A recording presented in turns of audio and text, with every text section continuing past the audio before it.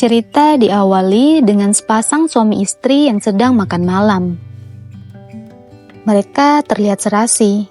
고객님, Namun seusai makan malam, sang istri justru pamit meninggalkan rumah suaminya. Lalu melepas cincin nikah yang dikenakannya.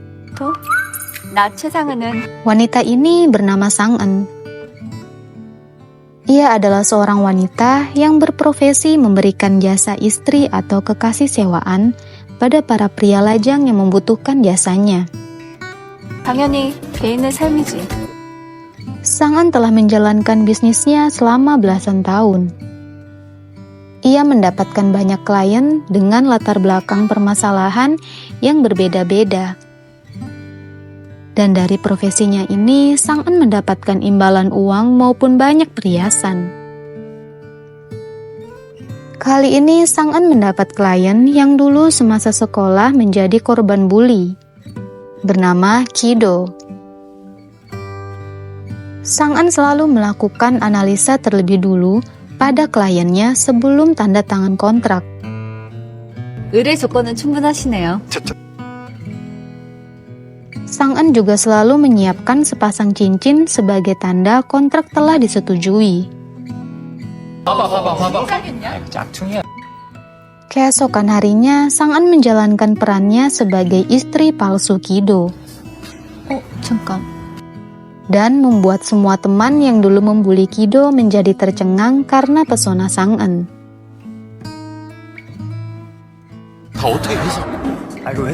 Banyak klien Sang-en yang merasa sangat terbantu kehidupannya atas jasa yang diberikan Sang-en. 와이프를 필요로 하는 싱글. Namun tidak selalu uang yang Sang-en cari. Ia juga dengan tulus membantu kliennya yang bernama Guangnam. Guangnam adalah putra tunggal dari 3 kakak perempuannya. Sehingga Guangnam sangat disayang oleh orang tuanya. Sang-en membantunya karena ia rupanya adalah seorang gay. Dan untuk membahagiakan orang tua serta kakak-kakaknya, akhirnya Sang-en dan Guangnam menikah.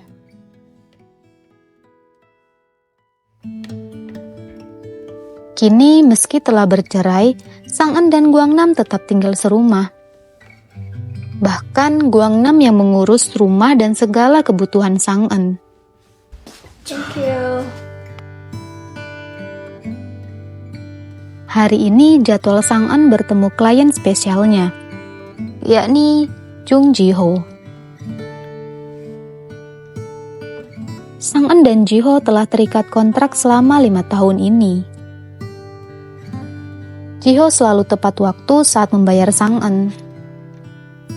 Dan nantinya Ji-ho akan menjadi klien terakhir Sang-en sebelum pensiun dari profesinya ini. 갑자기 나. Sang-en menemui Ji-ho hanya pada hari Senin, Rabu, dan Jumat. Serta tugasnya hanya menemani Ji-ho makan malam. 저녁을 같이 먹. Di sisi lain ada seorang aktor populer bernama Kang Hae-jin. Ia merupakan anak bungsu dari grup Gangjin, tapi ia merahasiakan hal itu dari publik. 진심이랬네. Kini Hae-jin sedang beradu akting dengan artis cantik. Namun di tengah adegan, Hae-jin ditampar sungguhan oleh artis itu. Banyak rumor buruk tentang Hae-jin, ditambah lagi ia sering terlihat video call dengan kucingnya yang ia namai Jamie. Jamie rupanya adalah nama wanita cinta pertamanya saat belasan tahun lalu. 거야 형. 야, 내가 일반인이야?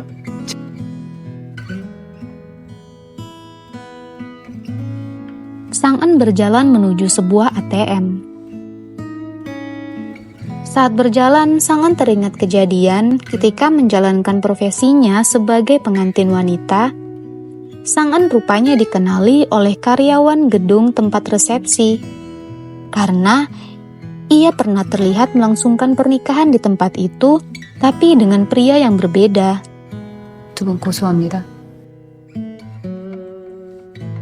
Dan juga teringat saat bersama klien Kido, Sang En dilabrak saudari perempuan mantan kliennya dulu. 안 그래도 은퇴합니다. Ternyata sudah selama 13 tahun ini Sang En terus mentransfer uang pada Nyonya Yo. Ia melakukannya sebagai ganti sebab Sang En mengacaukan semua rencana Nyonya Yo yang dulu ingin menjadikannya pengantin perempuan sempurna dan dinikahkan dengan putra dari grup Gangjin. 계속 타게 해줄게. 그럼 Setelahnya, Sang En pergi menemui Nyonya Yo di sebuah kafe. Sang En terlihat tidak nyaman bersama Nyonya Yo. Akhirnya Sang En mencoba pergi, namun dicegah oleh Nyonya Yo. 우리 이제 Kilas balik di masa lalu, Sang En terlihat sedang ada di acara makan malam bersama. Tiba-tiba, Sang En menarik kalung mutiara di lehernya dan langsung melemparnya ke meja, serta melumuri wajah seorang pria dengan makanan.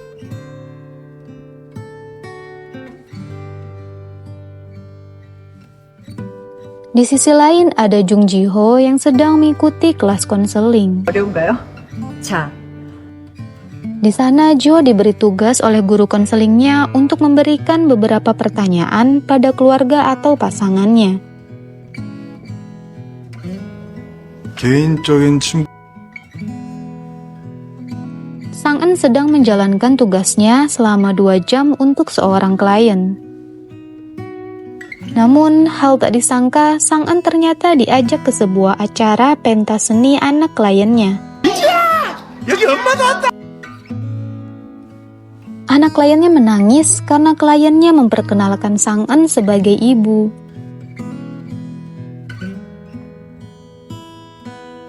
Sang En marah karena ia dikontrak untuk menjadi istri bukan seorang ibu, dan ia bergegas pergi meninggalkan kliennya.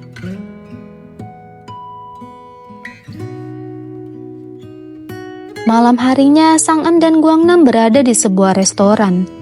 Tanpa disengaja, Guangnam melihat Hejin sedang bersama manajernya. Guangnam mulai mencoba mendekati Hejin. Di saat itu, Ji-ho menelpon Sang En dan coba memberikan pertanyaan yang diberi oleh guru konselingnya. 좋아하는 떡볶이 브랜드는요? 떡볶이 Hejin rupanya sedang membahas tentang tempat tinggal barunya yang sedang dipersiapkan oleh manajernya. 아, 이사 가는 거 들었나 본데?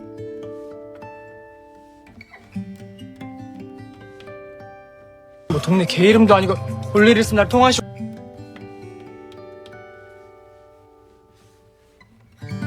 Manajer Hejin yang melihat Guangnam mencoba mendekati Hejin langsung menegur Guangnam dan mereka malah berkelahi.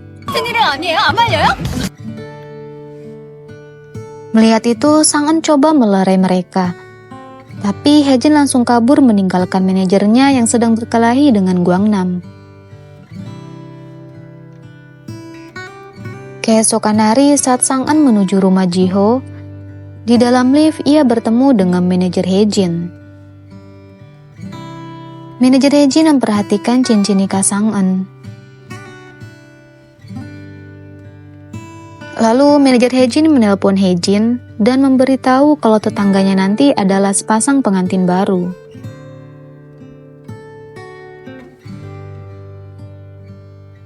Hari libur Sang En tiba. Sang En menggunakannya pergi mengunjungi villa pribadinya. Saat Sang En membuka mobilnya, ia mendapat sebuah kartu bergambar negara Kanada.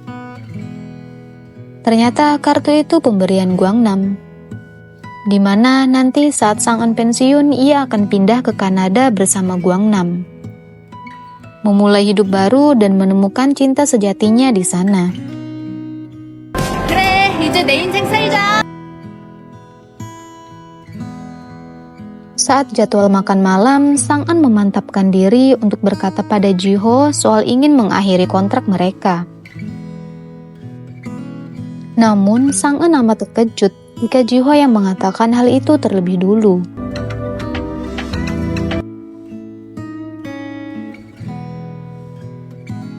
Sang-an ingin pensiun karena kini ia berumur hampir 30 tahun dan sudah bercerai sebanyak 12 kali. Ia merasa sudah puas menjalankan bisnisnya ini. 억짜리 저예산 영화에 출연하기 Haejin sedang berada di sebuah siaran langsung suatu stasiun TV. Mereka berbincang tentang film yang akan dibintangi Haejin. Haejin terkejut saat sutradara film tersebut menyatakan bahwa awalnya tidak ada yang mau berinvestasi di film mereka. Tapi ketika diketahui Haejin menerima kontrak menjadi aktor utamanya, perusahaan Gangjin pun langsung bersedia mendanai film mereka. 강진그룹 브랜드만 해도 Selesai siaran, Haejin keluar gedung sambil memarahi manajernya. Manajernya juga tidak tahu perihal grup Gangjin yang berinvestasi di film itu. 근데 어차피 형 강진그룹 Keesokan hari, Haejin datang menemui kakaknya, yaitu Kang Sonjin. Kang Sonjin menawarkannya agar mau menjadi bintang iklan untuk produk dari grup Gangjin. Tapi Haejin menolaknya. Haejin berkata ia adalah anak yang berbakti karena tidak menerima uang dari grup Gangjin.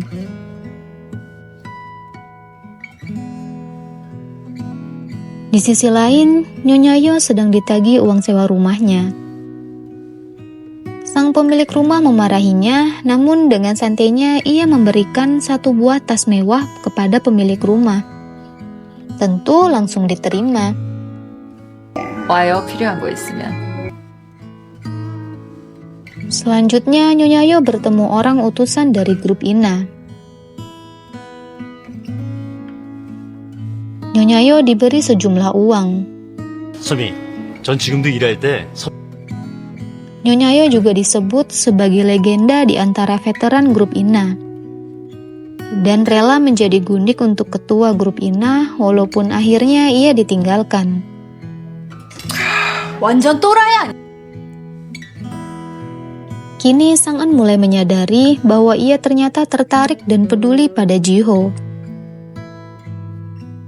Namun, ia teringat Jiho bukanlah pria yang romantis. Bahkan dulu saat makan malam bersama, tangan Sang-an sedang cedera. Tapi Jiho tidak menyuapi Sang-an dan membiarkannya makan dengan kesulitan.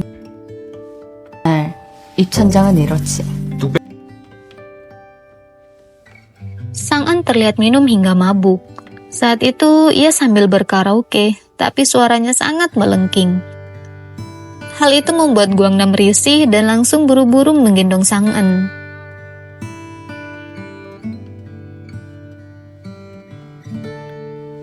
Ketika Haejin telah pindah sebagai tetangga Jiho, dan dalam pertemuan pertama mereka, Jiho salah mengira Haejin sebagai pengantar barang. Pada saat yang sama, Haejin melihat cinta pertamanya, Jamie, tetapi sebagai seorang wanita yang menikah dengan tetangganya, yaitu Jiho. 괜찮아? 이 아저씨 안 불편? Di saat itu, Sang-an heran melihat Jiho menggendong seekor kucing. Ternyata kucing itu ialah kucing yang bernama Jamie milik Haejin. Jiho membantunya karena kucingnya memberontak kalau Haejin yang memegangnya. 이런 남자 보고 싶다. Rupanya Sang-an alergi terhadap kucing. Lalu dia jadi bersin-bersin. Malam harinya, Sang-an dan Guangnam sedang berada di sebuah klub malam. Di sana, Sang-an diganggu oleh beberapa pria. Tapi tiba-tiba ada pria bertopi yang datang untuk menolong Sang-an. Pria itu ternyata Jiho. Dan Jiho mengatakan pada Sang-an, "Sayang, aku lapar, ayo kita beli makan."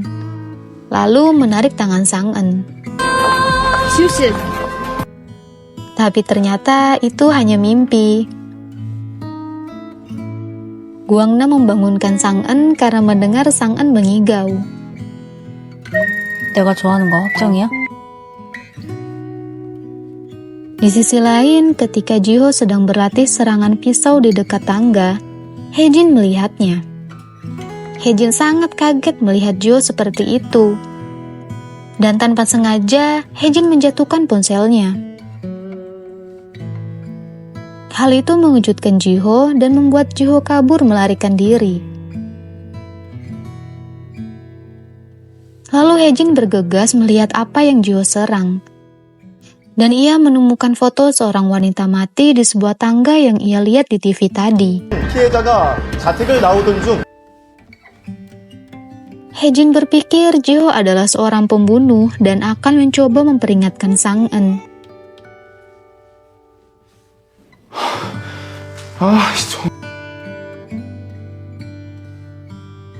Jiho teringat kenapa ia berkata lebih dulu untuk mengakhiri kontrak.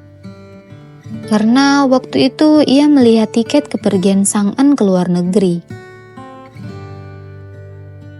Jiho merasa dengan mengakhiri kontrak lebih dulu adalah hal yang terbaik untuk Sang-en. 깨끗하게. Keesokannya, saat Sang-en menuju tempat tinggal Jiho, Hejin mengintainya lewat jendela.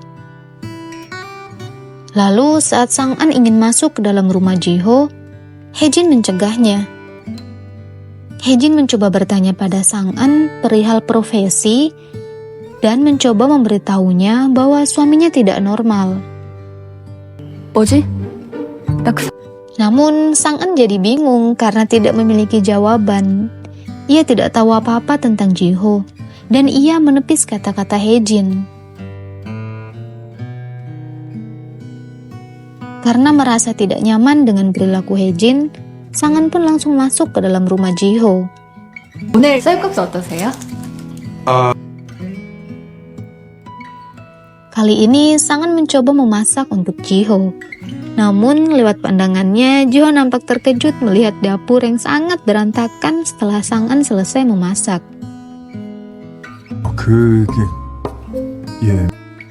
Saat makan bersama, Sang-en ingin tahu tentang Jiho lebih detail. Dan akhirnya Sang-en memberanikan diri bertanya pada Jiho tentang profesinya. Tapi Jiho hanya mengatakan kepadanya bahwa itu tidak biasa. 여자가 저희에 대해서 이상하게 생각하고 Setelah makan malam bersama usai, Sang-en berpamitan dengan Jiho. Namun, tiba-tiba Sang-en berkata pada Jiho, kenapa ia terlihat seperti mengulur waktu. Itu karena Jiho merupakan suami terbaiknya selama ia menjalankan bisnisnya. Dan Sang-en ingin dengar pengakuan bahwa ia adalah istri terbaik di hari Senin, Rabu, dan Jumat. Sang-en juga berkata untuk terakhir kalinya makan malam nanti, mereka akan melakukannya seperti biasa, dengan tanpa bicara apapun dan lalu berpamitan. 좋은 사람이고 싶었다. Hejin sedang di lokasi syuting. Di sana pun ia masih terus memikirkan tentang suami Sang-en yang nampak tidak normal menurutnya.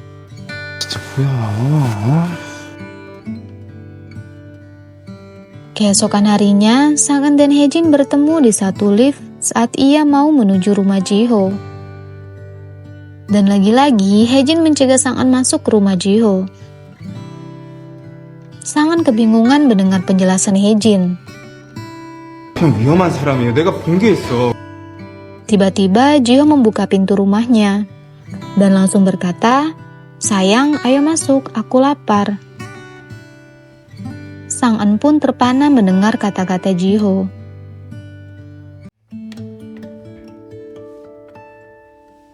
Kilas balik saat Jiho dan mantan istrinya bercerai. Mantan istrinya merasa puas karena Jiho yang mengaku bersalah atas perceraian mereka. 그게 우리 이별의 이유였다. Jiho rupanya adalah seorang hakim di pengadilan keluarga Seoul yang terbiasa melihat pasangan bertengkar di pengadilan setiap hari. Dan dia sendiri pun pernah bercerai sebelumnya. 너라면 이혼 같 Suatu saat, dia melihat Sang-en di pengadilan yang menyalahkan dirinya sendiri atas perceraian dari suaminya. 그날의 잔상이 채 가시지 않을 Di saat itulah, Sang-en mulai menarik perhatian Ji-ho. Tapi belum lupa akan kejadian itu, 6 bulan kemudian Ji-ho kembali menyaksikan Sang-en bercerai dan dengan alasan yang sama. Selama 2 tahun, Sang-en telah bercerai sebanyak 6 kali dan selalu mengaku kalau perceraian itu karena salahnya. Karena itulah Jo semakin penasaran dengan Sang-en. Disitulah awal mula hubungan Sang-en dan Ji-ho dimulai. 오늘이 마지막이다. Jo nampak sedang duduk termenung memandangi berkas pengajuan perceraiannya dengan Sang-en. Ia mengatakan kalau ini perceraian ke-13 untuk Sang-en. Dan untuk pertama kalinya bagi perceraian Sang-en, Ji-ho akan membuat pengakuan bahwa dirinya lah yang bersalah atas perceraian mereka. Tiba-tiba Ji-ho mendengar suara berisik di luar pintunya dan melihat Hae-jin bersama Sang-en. Seketika Ji-ho memanggil Sang-en dengan berkata, "Sayang, masuklah, aku lapar." 그래 내가 Tapi Hae-jin langsung bicara bahwa dia telah melihat Ji-ho memegang pisau di tangannya. Dan ada foto-foto seorang wanita korban pembunuhan. Hae-jin menuduh Ji-ho adalah seorang pembunuh berantai. Karena hal itu, Ji-ho jadi mengungkapkan profesi sebenarnya, bahwa dia adalah seorang hakim di pengadilan keluarga. Dan itu adalah foto salah satu korban kasus KDRT yang tengah ditanganinya. 닮은 흔적이 있어서 형사과로 잘 들어가요. Saat Sang-en dan Ji-ho sedang makan malam bersama, ia bertanya pada Ji-ho wanita seperti apa yang ingin dia kencani. Tapi terlihat Ji-ho tidak tertarik sama sekali akan pertanyaan itu. 저도 그쪽이 전공은 아니에요. Ji-ho merupakan orang yang antisosial dan hampir kehilangan pekerjaannya karena hal itu. Ji-ho telah mengikuti kelas konseling untuk mengubah sikapnya dan mencoba untuk belajar komunikasi yang baik dengan orang lain. Bahkan di tempat kerjanya, Ji-ho kurang bisa bersosialisasi dan nampak kaku. Hal itu membuat rekan kerjanya salah paham akan dirinya. 좀 하고 이번에도 네 밑에 못 있겠다고 Ketika Sang-en dan Go-nam sedang berbelanja di mall, mereka berjumpa klien lama Sang-en, yakni Ki-do. Karena Ki-do terlihat mencurigakan, Sang-en pun berpura-pura mesra dengan Go-nam agar kliennya tidak berani macam-macam dengannya. 이라는 게 변하더라고요. Di sisi lain, terlihat Hae-jin sedang tidur. Ia bermimpi ketika masih anak-anak melihat kakaknya sedang minum-minum. Hae-jin tiba-tiba terbangun karena kaget mendengar suara beringsik. Ternyata suara itu karena ibunya Hae-jin sedang mengobrak-abrik barang Hae-jin. 너 내가 번호 알 Ibu Hae-jin menyuruhnya untuk kembali ke rumah orang tuanya karena khawatir pada Hae-jin. Namun Hae-jin tidak memperdulikan perkataan ibunya. 왜 전화를 안 받아? Sang-en sangat bahagia karena untuk pertama kalinya ia bisa libur di hari Jumat.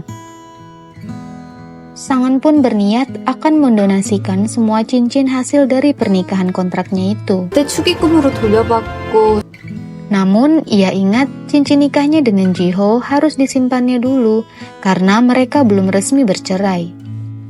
오늘은 밥 혼자 드시고 Sang-en telah mempersiapkan segalanya untuk pindah ke Kanada. Tapi dia melupakan hal yang paling penting, yakni perceraiannya dengan Ji-ho. Keesokan harinya, Sang-en mulai mengisi formulir perceraiannya dengan Ji-ho. 오랜만에 하니까 헷갈리네.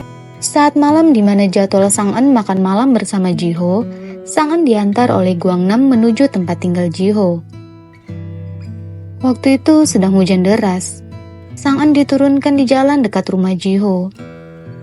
Lalu ia berjalan, dan dalam perjalanan ke rumah Ji-ho, Sang-en dihadang oleh seorang pria misterius.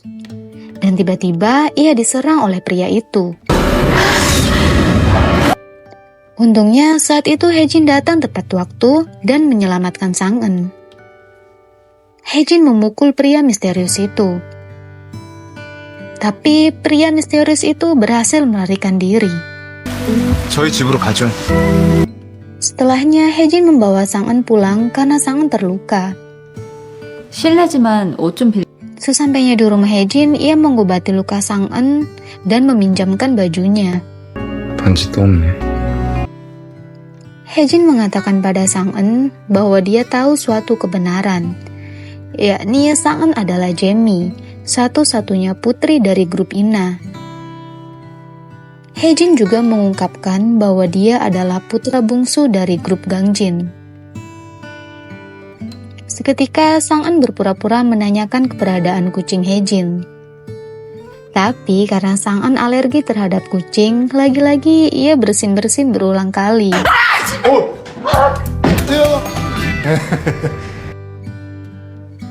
Ketika Jihyo sedang membuang sampah, ia bertemu dengan security.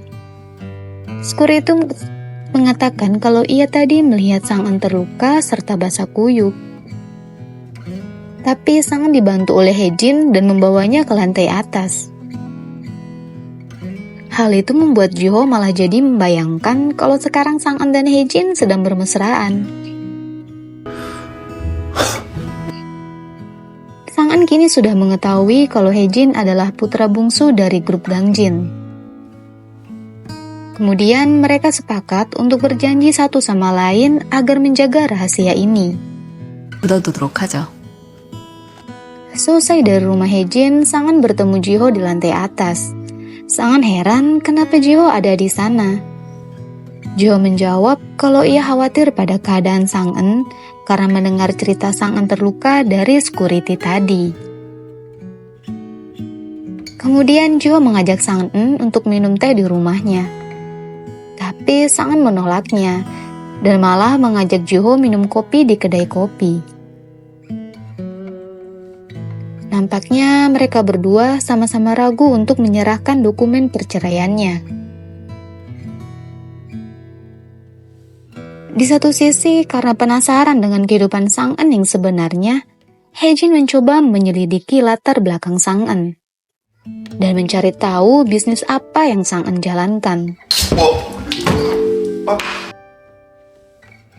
Di saat itu, Haejin juga terkejut melihat baju yang berantakan di lantai bekas Sang-eun mengganti pakaian tadi. Setelah peristiwa penyerangan terhadap Sang-eun, Jihyo mulai melakukan penyelidikan. Jihyo mengumpulkan semua rekaman CCTV yang ada di sekitar tempat tinggalnya dan Haejin. Dari rekaman-rekaman itu, Jihyo mendapatkan fakta bahwa pria misterius yang menyerang Sang-eun itu sudah lama melakukan pengintaian di sekitar tempat tinggal mereka. Dan fakta mengejutkan lainnya, pria misterius itu sebenarnya adalah penguntit Haejin. Dulu juga ada tetangga di tempat tinggal Haejin yang sebelumnya turut menjadi korban dari penguntit Haejin. 그 스토커들 내가 다 잡아냈다는 편. Selanjutnya, saat Sang-eun keluar dari rumah Jihyo, Sang-eun berkata kenapa Jihyo memberinya tiket konser, tapi Jihyo sendiri tidak akan datang ke konser itu. Jihyo membalas perkataan Sang-eun dengan berkata kalau ia akan berusaha datang ke konser itu. Ya karena sulitnya Jihyo berinteraksi, jadinya akan sulit untuk memahami perasaan orang lain. Hal itu membuat Sang-eun merasa seakan-akan dia memaksa Jihyo untuk datang bersamanya. 제가 억지로 교류하는 걸 싫어하는. Di sisi lain, Haejin sedang bersama manajernya. Mereka membahas perihal para penguntit yang selalu mengintai Haejin, dan mereka semua tidak dilaporkan ke pihak berwajib, karena dianggap akan merusak reputasi Haejin. Selain hal itu, mereka juga membahas soal gosip yang mengatakan Haejin adalah seorang gay. Saat malam konser tiba, Sang-eun pergi ke konser sendirian. Dia mencari keberadaan Jihyo di lobi, namun Jihyo tidak tampak. Akhirnya Sang-eun langsung masuk ke ruangan konser. Di tempat duduk pun Jihyo tidak ada. Ternyata Jihyo datang tapi duduk di kursi bagian belakang sambil terus memperhatikan Sang-eun. Setelah konsernya selesai, Jihyo berpapasan dengan atasannya yang sedang bersama istrinya. Disapalah Jiho. Atasan Jiho bilang sambil terlihat agak emosi, Jiho kan sudah diberi beberapa tiket, tapi kenapa dia malah sendirian saja datangnya? Seperti biasa, Jiho kan antisosial, pasti tidak ingin bersama teman-teman kerjanya nonton konser bersama. Untungnya, Sang-eun tiba-tiba muncul menghampiri Jiho, jadinya suasananya berubah. Sang-eun diperkenalkan Jiho sebagai istri ke atasan dan istrinya. Y V Obrolan mereka berlanjut sambil makan bersama. Di situ Sang-eun diberitahu kalau Jiho itu tidak peduli dengan rekan-rekan kerjanya. Sebagai istri kontrak yang baik, Sang-eun membela Jiho. Sang-eun berkata kalau Jiho itu pemalu, tapi di rumah sering bercerita tentang rekan-rekan kerjanya. Dan juga sebenarnya Jiho ingin mengundang rekan-rekannya ke rumahnya, tapi Jiho malu untuk menyampaikan itu. Atasan Jiho bilang kalau dia benar-benar tidak percaya kenapa Jiho tidak mengundang rekan-rekan kerjanya saat dia menikah. Mulailah Sang-eun mengeluarkan aktingnya. Sang-eun mengarang bebas sambil menggenggam tangan Jiho. Sang-eun bercerita mereka menikah diam-diam karena saat itu dia sudah hamil dan berbarengan dengan mereka yang sedang mengerjakan tesis. Dan akting lagi si Sang-eun kalau bayinya itu tidak bisa diselamatkan.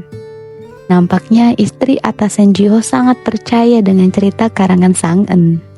따뜻하세요, 사모님. Setelah makan malam, Sang-eun dan Jiho pulang jalan kaki berdua. Sambil mengobrol, tiba-tiba muncul motor kurir dan hampir saja menabrak Sang-eun. Jiho langsung sigap menyelamatkan Sang-eun. Di saat itu juga, Jiho bilang ke Sang-eun agar Sang-eun mau menyelesaikan sisa kontraknya bersama Jiho. Sang-eun setuju. Sang-eun juga akan mengajari Jiho cara bersikap agar disukai orang lain. Keesokan paginya, Sang-eun dan Gwanem sedang mengobrol. Sang-eun bertanya ke Gwangnam apa dia mau berpamitan ke keluarganya sebelum pergi ke luar negeri. Sebaliknya, Gwangnam tanya hal sama ke Sang-eun apa dia mau berpamitan juga ke keluarganya. Sang-eun bingung dia mau pamitan ke siapa. Sang-eun datang ke prosesi pemakaman ibu mantan kliennya. Dulu saat Sang-eun akan bercerai dengan mantan kliennya, ibu mantan kliennya marah dan sampai menyiram wajah Sang-eun dengan air dingin. Keinginan terakhir ibu kliennya adalah ingin Sang-eun ada di sisi putranya saat pemakamannya. Karena hal itu, Sang-eun bersedia hadir di proses pemakaman. Saat proses pemakaman selesai, Sang-eun berpamitan pada mantan kliennya. Mantan kliennya ini memberi Sang-eun sejumlah uang di dalam amplop. Tapi Sang-eun memasukkan kembali uang itu ke dalam kotak sumbangan. Akhirnya Nyonya Yo bekerja sama dengan grup Gangjin. Nyonya Yo bertemu rekan lamanya yakni Mr. John, yang merupakan seorang arsitek ternama. Nyonya Yo berusaha meyakinkan Mr. John untuk mendesain sebuah bangunan pusat perbelanjaan di lahan itu sebelum kontrak ditandatangani. Tapi sayangnya Nyonya Yo dianggap bertindak ilegal demi mendapatkan insentif karena lahan yang akan digunakan itu merupakan zona hijau, di mana zona hijau itu tidak dikomersilkan. Akhirnya karena tindakannya itu Nyonya Yo ditangkap oleh polisi. Tapi grup Gangjin malah cuci tangan untuk kasus ini. Sepertinya memang sengaja dijebak. Setelah dipenjara, Nyonya Yo dikunjungi Sang-eun. Tapi ya seperti biasa mereka selalu bersih tegang saat bertemu. Di tengah obrolan, Nyonya Yo nampak menghasut Sang-eun supaya menjual semua asetnya untuk jaminan Nyonya Yo agar bebas dari penjara. 다 아가씨 만족이잖아요. Kembali ke masa lalu, dulu Sang-eun diadopsi dari panti asuhan oleh Nyonya Yo dan dibesarkan dengan baik. Sang-eun sebenarnya punya rasa sayang ke Nyonya Yo. Sesampainya di rumah, Sang-eun menghampiri Gwangnam. Sang-eun bilang ke Gwangnam kalau dia batal pergi ke Kanada. Sang-eun juga telah menjual mobilnya. Ternyata semua aset yang Sang-eun punya dia korbankan buat jaminannya kepada Nyonya Yo agar Nyonya Yo bisa bebas dari penjara. Pasti hal ini membuat Sang-eun sangat kalut. Di sisi lain, Haejin sedang bertemu kedua orang tuanya. Mereka membahas soal rumor yang menimpa Haejin. Orang tua Haejin menyuruhnya agar tinggal kembali di rumah orang tuanya. Dan ayah Haejin juga bilang agar Haejin menuruti permintaannya untuk dijodohkan. Tetapi Haejin menolak. Ibunya Hejin bilang kalau dia cuma ingin melihat Hejin memiliki pasangan, karena Hejin dicap gay. Kalau Hejin punya pasangan pilihan sendiri, maka tidak akan dijodohkan oleh orang tuanya. Sang-an kini dalam keadaan yang kalut. Dia mencoba menelpon Jiho, meminta izin meminjam rumah Jiho untuk makan sendirian. Jiho bertanya apa Sang-an baik-baik saja. Jiho juga bilang ke Sang-an kalau dia bakal pulang terlambat karena ikut makan bersama dengan teman-temannya. Saat Sang-an menuju rumah Jiho, tiba-tiba Hejin menghadangnya. Sang-an dipakaikan kacamata dan shawl untuk menutupi wajahnya. Ternyata di sana sudah banyak wartawan. Akhirnya di depan para wartawan, Hejin mengumumkan kalau Sang-an adalah kekasihnya dan akan segera menikah, sambil mengangkat tangan Sang-an yang ada cincin di jari manisnya.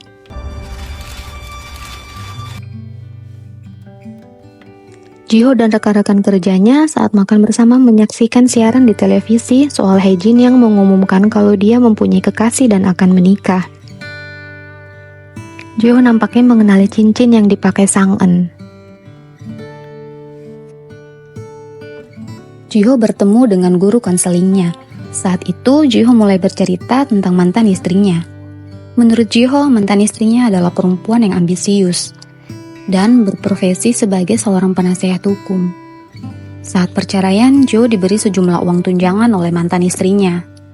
Dipikirnya dengan memberi uang itu adalah sebagai imbalan untuk Jiho yang mau mengaku bersalah atas perceraian mereka. 그랬던 분인데 Jiho juga bercerita tentang Sang-an. Jiho bercerita tentang awal pertemuannya dengan Sang-an. Jiho beberapa kali menyaksikan Sang-an bercerai dan selalu saja Sang-an yang mengaku bersalah atas perceraiannya. Hal itu membuat Jiho penasaran dan coba mengikuti Sang-an.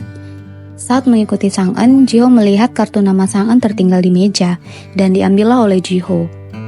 Dari situ berawal mula hubungan Jiho dengan Sang-an. Guru konseling Jiho menyarankan supaya Jiho mengikuti saja kata hatinya.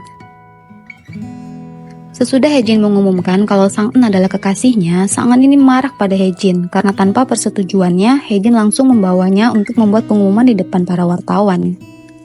Hejin berkata ke Sang-an kalau dia sudah tahu profesi Sang-an yang sesungguhnya. Sang-an merasa Hejin mengintainya. Sang-an bilang ke Hejin kalau dia sudah pensiun.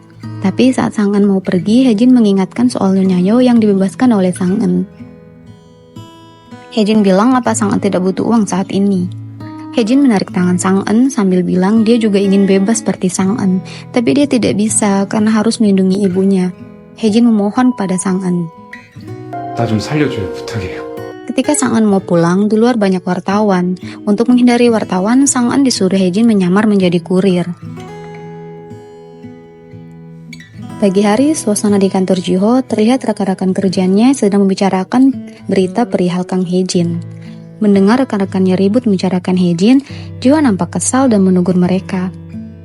들어보시죠. 말씀 나누는 거 좋아요. Kini Nyonya Yo dijemput oleh Sang-an. Tapi karena melihat mobil yang dinaiki Sang-an tidak bagus, Nyonya Yo hendak naik taksi. Tapi Sang-an langsung bilang ke sopir taksi itu kalau Nyonya Yo tidak memiliki uang sepeser pun. Dan akhirnya Nyonya Yo dibawa Sang-an untuk tinggal bersama di rumahnya karena Nyonya Yo tidak memiliki tempat tinggal. Sampai di rumah Sang-an, Nyonya Yo terheran-heran kenapa Sang-an bisa tinggal di rumah yang seperti ini. Dan lebih bikin kaget lagi, Nyonya Yo melihat Guangnam keluar dari kamar. Nyonya Yo pikir Guangnam adalah pembantu Sang-an. Guangnam sebenarnya keberatan Nyonya Yo tinggal bersama mereka karena tahu gara-gara Nyonya Yo mereka batal pindah ke Kanada dan Sang-an harus kehilangan semua harta bendanya. Sang-an bilang kalau dia membawa Nyonya Yo tinggal di rumahnya agar bisa membayar hutangnya kepada Sang-an. Karena Nyonya Yo semakin menyebalkan saat berbicara, langsunglah Sang-an memperkenalkan Guangnam itu adalah suaminya. Tentu Nyonya Yo tambah terkejut. Sang-an dan Guangnam mengobrol di taman seperti biasa. Sang-an curhat dan ia juga berkata kenapa membantu Hejin dan juga soal Jiho yang mengirim pesan kepada Sang-an berhari-hari, tapi belum juga Sang-an balas. Keesokannya saat Sang-an akan menuju rumah Hejin, dia tetap harus menyamar biar tidak ketahuan oleh wartawan. Sialnya, Sang-an malah bertemu Jiho. Jiho mengira Sang-an itu penguntit yang membahayakan. jadi Jiho berusaha menangkapnya. Sang-en berusaha melarikan diri, tapi akhirnya Jiho tetap bisa menangkap Sang-en. Dan dibukalah kaca helmnya, ternyata adalah Sang-en. Seperti biasanya, sebelum tanda tangan kontrak, Sang-en dan Hae-jin membuat perjanjian, di mana Sang-en mau agar identitasnya dirahasiakan.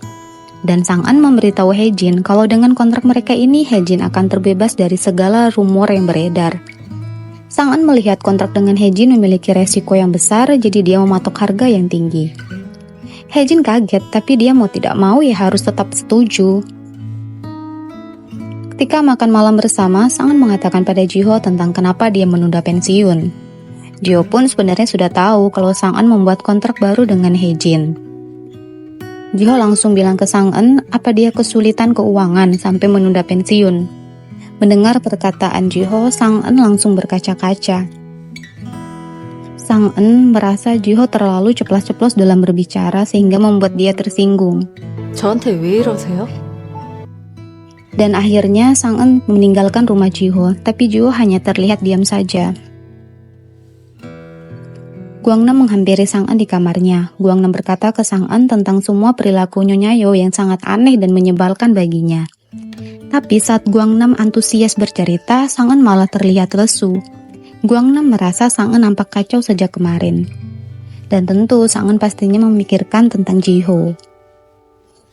Setelah tanda tangan kontrak dengan Hae-jin, Sang-en mulai mengatur tempat pertemuannya dengan Hae-jin. Sang-en sengaja membawa Hae-jin ke sebuah kafe agar di sana terlihat oleh para wartawan. Dan setelahnya mereka pergi ke sebuah tempat parkir. Di dalam mobil, Sang-en malah tidur, tapi Hae-jin tidak bisa tidur karena dia menderita insomnia. Hae-jin terus-menerus memandangi wajah Sang-en. Pagi harinya di kantor Jiho, terlihat rekan-rekan Jiho membicarakan perihal Hae-jin dan kekasihnya lagi. Seperti sebelumnya, Jiho langsung memarahi teman-teman kerjanya. Di hari terakhir kontrak antara Jiho dan Sang-en, Jiho menunggu Sang-en datang. Tapi setelah lama menunggu, Sang-en tidak datang juga.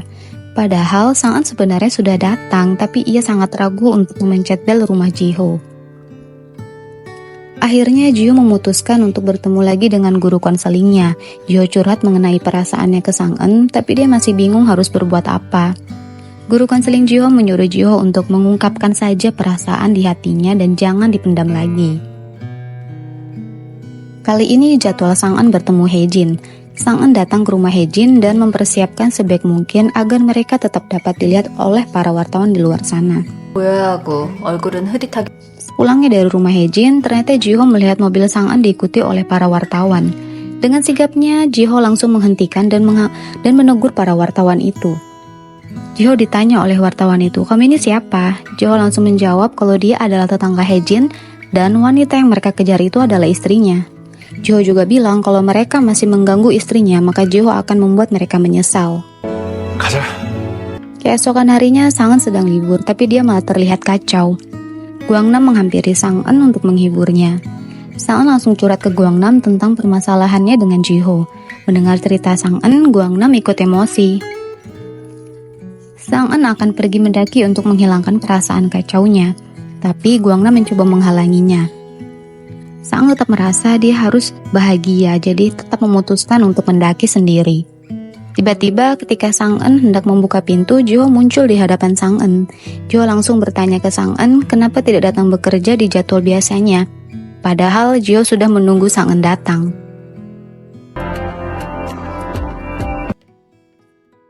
Jiho nampak terus mengikuti Sang-en mendaki, meski Jiho mengenakan pakaian kerja. Jiho berusaha memohon pada Sang-en agar mau memperpanjang kontrak dengannya. Karena nanti akan ada pesta rumah baru di mana akan dihadiri bos dan semua rekan kerja Jiho. Akhirnya Sang-en mempertimbangkan perpanjangan kontrak dengan Jiho. Dan ia berjanji akan menemui Jiho esok hari saat ia akan bekerja dengan Hae-jin. Mendengar pernyataan Sang-en, Jiho langsung berjalan pulang. Tapi ia terpincang-pincang karena kakinya sakit saat mendaki dengan sepatu kerja. Keesokan harinya, Sang-en menemui Jiho di rumahnya. Sang-en tidak ingin dikontrak kembali tanpa ada alasan. Jiho menjelaskan kalau ia kini dimasukkan oleh bosnya dalam grup hakim yang sudah beristri, dan mereka akan melakukan pertemuan rutin setiap minggunya. Jo juga bilang kalau istri bosnya sangat menyukai Sang-eun. Jiho meminta bantuan pada Sang-eun juga untuk mengajarinya berinteraksi baik agar disukai orang lain. Untuk mengatur jadwal, akhirnya Sang-eun mengajak Jiho menemui Haejin. Mereka bertiga merundingkan jadwal agar tidak bentrok. Setelah berdebat panjang lebar, akhirnya jadwal telah ditentukan. Jiho mendapatkan pekerjaan ekstra untuk merawat kucing Haejin selama Sang-eun berada di rumah Haejin. Hari-hari berlalu, di mana manajer Haejin datang ke rumah Haejin. Manajer Haejin bilang kalau sedang ada masalah di rumah dan di kantor, tapi Haejin malah tidak peduli. Haejin asik bersiap menyambut kedatangan Sang-eun. Haejin sangat terlihat ceria, ya tentu karena Haejin memang menyukai Sang-eun. 근데 뭐 그런 표는 처음 보네. Haejin dan Sang-eun bermain catur sambil bercerita tentang pertama kali mereka bertemu saat acara makan malam antara grup Ina dan Gangjin yang berakhir jadi kacau karena ulah Sang-eun. Sang-eun ini mengatur posisi duduk mereka sedemikian rupa agar nampak oleh para wartawan yang mengintai di luar sana. Haejin berkata kalau ia mengagumi keberanian Sang-eun untuk memberontak kala itu. Sepulang kerja, Jo menemui Sang-eun. Mereka berdua berbelanja dan menyiapkan semua hal yang dibutuhkan untuk pesta rumah baru nanti. Bahkan mereka juga melakukan sesi foto bersama di studio. Pagi hari, saat baru bangun tidur, Gwangnam terkejut melihat Sang-eun yang terbaring di sofa. Gwangnam berpikir Sang-eun menginap di rumah Jiho karena pesta rumah baru itu. 앞치마 왜 쫓겨났어? Di pesta rumah baru Jiho, Sang-eun mempersiapkan segalanya dengan sangat sempurna. Tentunya agar nampak seperti rumah layaknya sepasang suami istri sungguhan. Awalnya pesta berjalan lancar, namun semua jadi kacau saat mereka minum bersama dan memainkan sebuah game.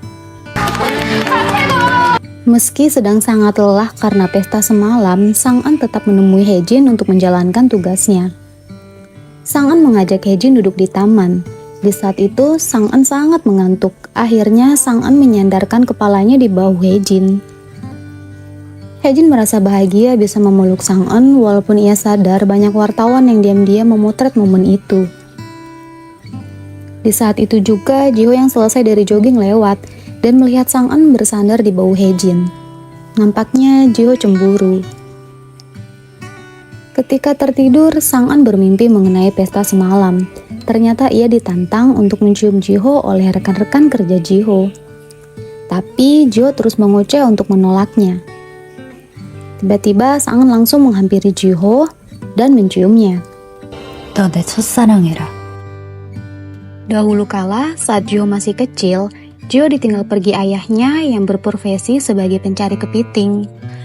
Namun ayahnya hilang di tengah lautan, sehingga Jiho dibawa oleh bibinya untuk tinggal bersama. Terlihat Haejin sedang duduk sambil makan snack. Di sampingnya ada Sang-eun yang tertidur pulas. Ternyata sebelum Haejin dan Jiho memutuskan membawa Sang-eun ke rumah Jiho, mereka sempat berdebat lama. Akhirnya Sang-eun diletakkan di sofa karena Haejin tidak setuju Sang-eun dibawa ke kamar Jiho. 이건 다 뭡니까? Tiba-tiba Sang-eun terbangun. Karena malu, Sang-eun bergegas pergi dari rumah Jiho. Saat jadwal makan malam bersama, Sang-eun bukannya menikmati makanannya, malah terus-terusan memperhatikan bibir Jiho. Sang-eun berkata pada Jiho kalau dia tidak ingat dengan kejadian saat ia mabuk di pesta rumah baru itu. Sang-eun sengaja berbohong karena malu untuk mengakuinya. 전혀요? Di sisi lain, Nyonya Yo menemui ketua grup Ina. Nyonya Yo meminta agar Sang-eun dibawa kembali, tapi ketua grup Ina menolak. Bahkan Nyonya Yo pun diusir. Tapi dengan beraninya, Nyonya Yo balik menantang ketua grup Ina. 내가 알고 있는 이나의 Haejin dan Sang-eun berada di tempat latihan berkuda. Haejin sengaja berbohong pada Sang-eun kalau pelatihnya cedera, agar Sang-eun bisa mengajarinya untuk berkuda. 대신 레슨 좀 해줄래? Kembali ke kisah masa kecil Jiho, saat tinggal bersama bibi dan para sepupunya, Jiho berbicara sangat ceplas-ceplos semaunya, sampai bibinya menegurnya agar jangan berbicara semaunya sendiri. Ternyata memang sejak kecil Jiho kurang baik dalam berinteraksi dengan orang lain dan sangat ceplas-ceplos saat berbicara. Keesokan harinya saat di kantor, Jiho mencoba mengikuti saran Sang-eun untuk bergabung makan bersama rekan kerjanya. Bahkan, agar tidak canggung, Jiho meminta agar rekan kerjanya bicara saja secara bebas. Malam hari, saat Sang-eun menuju rumah Jiho, Sang-eun tertarik melihat dasi yang dipajang di sebuah toko. Sang-eun membeli dasi sebagai hadiah untuk Jiho. Sesampainya di rumah Jiho, di sana malah Jiho sudah membeli beberapa dasi baru. Dan di antara dasi itu ada dasi yang sama dengan yang dibeli Sang-eun. Jiho meminta Sang-eun untuk memilihkan dasi yang cocok untuknya. Dan mereka lanjut makan malam bersama. Pulang dari rumah Jiho, ternyata Haejin telah menunggu Sang-eun di parkiran. Tapi Haejin nampak pura-pura sedang melihat-lihat mobilnya. Sang-eun akhirnya memberikan dasi yang akan diberi pada Jiho untuk Haejin. 나 막다로. Saking bahagianya Haejin diberi dasi oleh Sang-eun, Haejin melakukan siaran langsung dan memamerkan pada para penggemarnya kalau dasi yang ia pakai adalah hadiah dari calon istrinya. Keesokan harinya, rekan Haejin di kantor sedang menonton siaran langsung Haejin. Jiho pun ikut menontonnya. Rekan Jiho berkata kalau dasi Haejin yang diberi oleh calon istrinya sangat mirip dengan dasi yang Jiho pakai. Dikira dasi yang dipakai Jiho itu adalah pemberian istrinya. Tapi Jiho langsung bilang itu dasi yang dia beli sendiri.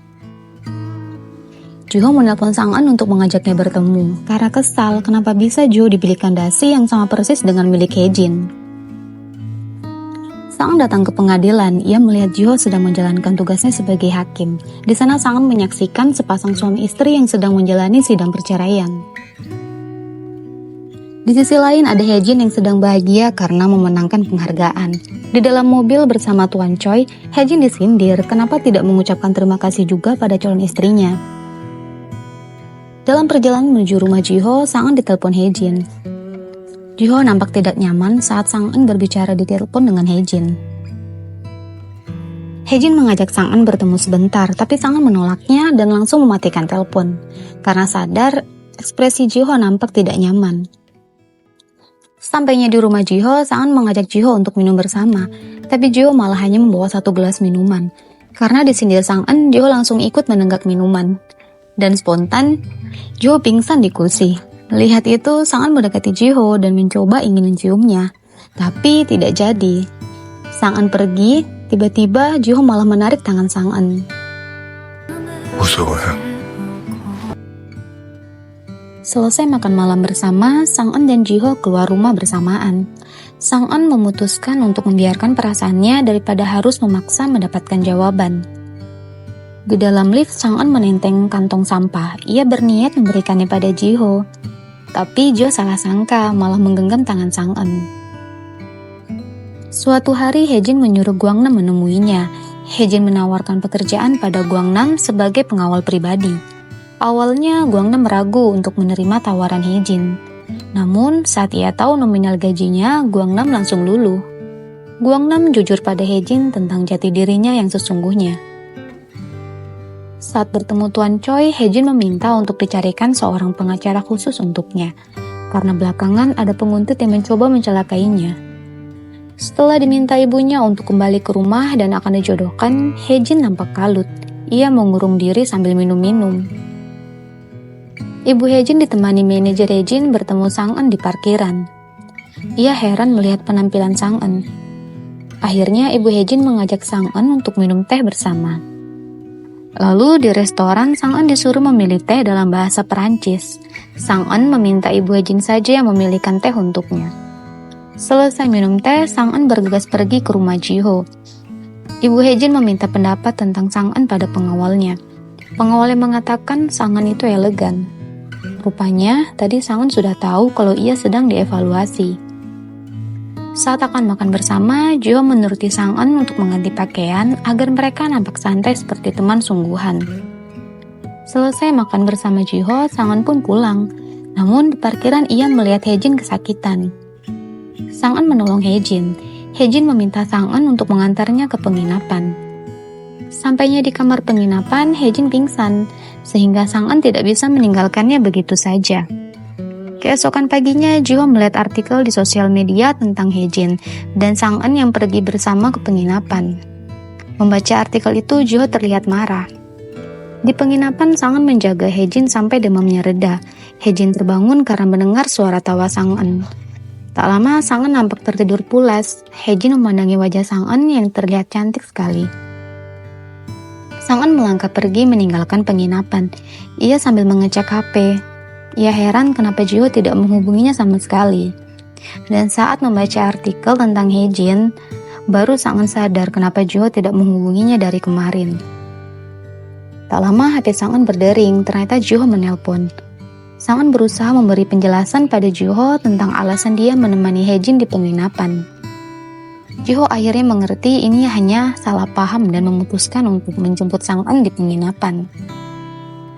Sesampainya di penginapan, Jiho terkejut. Rupanya di sana selain ada Sang-eun dan Hejin, juga ada pengacara wanita bernama Ji-eun, yang ternyata adalah mantan istrinya Jiho. Hejin memperkenalkan Sang-eun pada Ji-eun sebagai calon istrinya. Ji-eun melihat kedatangan Jiho langsung melambaikan tangan pada Jiho. Sang-eun terkejut melihatnya. Di hadapan Hejin dan Ji-eun, Jiho menarik tangan Sang-eun dan membawanya pergi dari situ tanpa mengucapkan apa-apa. Melihat Ji-eun keheranan, Hejin langsung berkata kalau dia ada syuting, jadi menyuruh Jiho untuk mengantar pulang calon istrinya. Saat berada di mobil, Jiho coba menjelaskan tentang Ji-eun pada Sang-eun. Jiho bercerita kalau dulu ia pernah menikah dengan Ji-eun dan telah bercerai 7 tahun lalu. Sekarang mereka tidak ada hubungan apa-apa. Setelah mengantar Sang-eun, Jiho menemui guru konselingnya. Jiho mencurahkan semua cerita mengenai mantan istrinya. Dan selama bercerai, Jiho tidak pernah jatuh cinta lagi. Tapi setelah bertemu Sang-eun, Jiho bisa merasakan jatuh cinta kembali. Jiho merasa kehidupannya tersiksa jika tanpa Sang-eun. 끔찍하게 느껴집니다. Guru konseling Jiho menyarankan agar Jiho mengatakan yang sejujurnya saja pada Sang-eun. Di tengah obrolan, tiba-tiba bos Jiho datang. Jiho jadi kebingungan. Ternyata guru konseling Jiho adalah adik bosnya Jiho. Jiho ingin pulang, tapi akhirnya dia bergabung minum bersama bos dan guru konselingnya. 혹시 글라스 한잔 주세요. Ketika sedang berjalan kaki menuju rumahnya, Sang-eun dikejutkan dengan kedatangan pria memakai helm. Ternyata pria itu adalah Hejin. Hejin menemui Sang-eun karena kesal pada tingkah Jiho. Hejin ingin mengajak Sang-eun minum bersama. Dan juga Hejin membawakan dompet Sang-eun yang tadi tertinggal. Saat Hejin membantu Sang-eun melepas rambutnya yang tersangkut di tali dompet, tiba-tiba Jiho datang dan langsung menghajar Hejin karena mengira Hejin adalah penjahat. Setelah mengajar Hejin, Jiho tiba-tiba pingsan. Nampaknya Jiho mabuk. Hejin meminta bantuan paman pemilik truk makanan yang menjadi langganannya. Akhirnya mereka pergi ke tempat yang telah disiapkan. Jiho berbaring di dekat Hejin dan Sang-eun yang sedang minum bersama. Sang-eun mengungkapkan seluruh keluh kesahnya pada Hejin. Sang-eun berkata kalau orang-orang hanya memanfaatkannya saja untuk mendapatkan apa yang dimau. Sang-eun juga bilang kalau Hejin memanfaatkannya untuk menghapus skandal dan menghentikan perjodohan. Jiho sedikit agak tersadar. Ia ingin mengatakan kejujuran pada Sang-eun, tapi ia ragu karena di kontrak mereka tidak boleh ada perasaan. 근데 그 연기가 Saat itu juga Sang-eun berkata ingin dicintai dan dicium. Hejin datang dan mendengar perkataan Sang-eun. Lalu ia mencium Sang-eun. Sepertinya Jiho melihat kejadian itu. Keesokan harinya saat pulang menuju rumah, Jiho dan Hejin bersama di lift. Jiho mencoba peringatkan Hejin untuk tidak melewati batasnya. Hejin malah bilang ia sudah melewati batasnya dan menyuruh Jiho agar mengakhiri kontraknya dengan Sang-eun. Jiho terlihat resah mendengar perkataan Hejin. Di sisi lain, manajer Hejin sedang berada di sebuah pesta pernikahan. Di sana ternyata ada Guangnam yang sedang bernyanyi dengan suaranya yang merdu. Manajer Hejin akan coba merekomendasikan Guangnam pada Hejin. Tapi ia belum tahu kalau Guangnam akan menjadi pengawal Hejin. 너 편하라고. Ketika selesai menandatangani kontrak dengan Hejin, Ji-eun bertemu Jiho. Mereka berbicara di taman. Jiho mengatakan membeli rumah impian itu untuk ditempati bersama istrinya. Jiho juga bilang telah menikah selama 5 tahun dengan wanita yang telah bercerai sebanyak 12 kali. Ternyata Sang-eun ada di sana juga dan melihat Jiho bersama Ji-eun. Sang-eun lalu bergegas pergi. Di rumah Sang En, Nyonya Yo sedang mencocokkan baju milik Sang En dengan foto yang ada di artikel. Nyonya Yo akhirnya tahu kalau Sang En lah yang menjadi tunangan Hejin. Nyonya Yo menghubungi Tuan Choi dari grup Ina. Ia mengatakan kalau Sang En atau Jamie adalah tunangan dari Hejin, putra dari grup Gangjin. Nampaknya Nyonya Yo ingin memanfaatkan situasi ini. Di sisi lain, ada Hejin yang sedang menemui ayah, ibu, dan kakaknya. Ayah Hejin memintanya untuk mengikuti perjodohan yang diatur ayahnya. Sonjin langsung menyahut bilang kalau Hejin sudah memiliki pacar dan meminta Hejin untuk mengatakan siapa wanita yang dipacarinya. 평범한 여자입니다. Setelah pertemuan keluarga selesai, Hejin memberitahu Sonjin kalau wanita yang dipacarinya adalah Jamie, putri tunggal dari grup Ina. Dan Hejin juga bilang mereka tidak berniat menikah karena tidak perhitungan seperti Sonjin.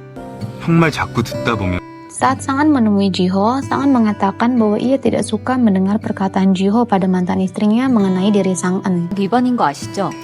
해악 사유 Jiho dan Sang En malah jadi berdebat panjang dan membahas hal-hal yang telah berlalu. 술만 마시면 옆에 있는 남자하고 아무 말이 Malam itu hujan turun, Jiho mengantar Sang En pulang. Mereka masih melanjutkan perdebatannya. 그쪽은 한순간도 진심 Akhirnya, untuk menjawab semua pertanyaan Sang En, Jiho langsung mencium Sang En. Di pagi hari, tiba-tiba Nyonya Yo sudah menyiapkan sarapan yang enak untuk Sang En dan Guangnam. Tapi Sang En saat itu juga menemukan fakta bahwa yang merapikan semua pakaian dan shell-nya bukanlah Guangnam, tapi Nyonya Yo. Di kantornya, Jiho mulai bisa dengan baik menyapa bos dan rekan-rekan kerjanya. Bahkan Jiho juga menawarkan diri agar diikutkan dalam semua kegiatan bersama pasangan. 내가 사람이 무서운 적이 없. Guangnam kini telah mulai bekerja menjadi pengawal Hejin. Guangnam dikenalkan pada Junghan. Junghan terkejut karena dia juga ingin mengenalkan Guangnam pada Hejin.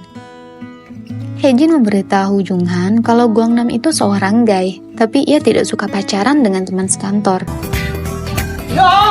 Seusai Sang En dan Hejin bertemu dengan Ji-eun, membahas tentang hubungan mereka, Sang En menegaskan pada Hejin kalau ia tidak ingin ada hubungan lagi dengan grup Ina maupun Gangjin. Sang En merasa perjuangannya selama belasan tahun ini akan sia-sia dan orang-orang itu akan dengan mudahnya menghancurkan apa yang sudah dicapai Sang En saat ini. 버틸 것 같아요. Mendengar perkataan Sang En tentu membuat Hejin menjadi sakit hati. Hejin yang sedang patah hati mengabaikan panggilan teleponnya dan membiarkan pamannya terus memencet bel rumahnya. Setelah berhasil menemui Hejin, pamannya berkata kalau grup Ina menghubungi grup Gangjin. Mereka mengatakan bahwa putrinya kini mengencani Hejin. Mendengar itu, Hejin bilang mungkin grup Ina mau memanfaatkan Sang En. 말도 안 되는 소리 하고 있어. Di lokasi syuting, Guangnam sedang menjalankan tugasnya sebagai pengawal Hejin. Semua orang di lokasi syuting memuji Guangnam. Namun, tampaknya Junghan kesal pada Guangnam. 의상실이고 Sekarang ibunya Hejin tahu kalau putranya mengencani wanita dari keluarga yang sederajat. Bahkan, ibu Hejin mencoba membayar Ji-eun untuk mendapat informasi penting perihal Hejin. Namun, Ji-eun menolak pemberian itu. 선수금 받는 거 안 좋아해서요. Hejin menelpon ibunya dan mengatakan ingin dibuatkan janji temu dengan putri dari grup Sunghan.